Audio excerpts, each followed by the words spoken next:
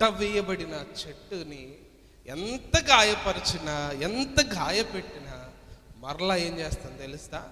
చిగురిస్తుంది. హల్లెలూయా! మరలా చిగురిస్తుంది. ఒక్క ఆకు లేదే, ఒక్క కొమ్మ లేదే. అరే ఈయన ఎంత గాయపరుస్తున్నా ఏంటి, ఈయన మళ్ళీ తిరుగులేస్తున్నాడే. చూడండి, కొంతమంది మనల్ని నరకగలరేమో కానీ మనల్ని చిగురించకుండా చేయలేరు. హల్లెలూయా! నిన్ను చాలా ఇబ్బంది పెట్టగలరేమో కానీ నిన్ను లేకుండా మాత్రం చేయలేరు. హల్లెలూయా!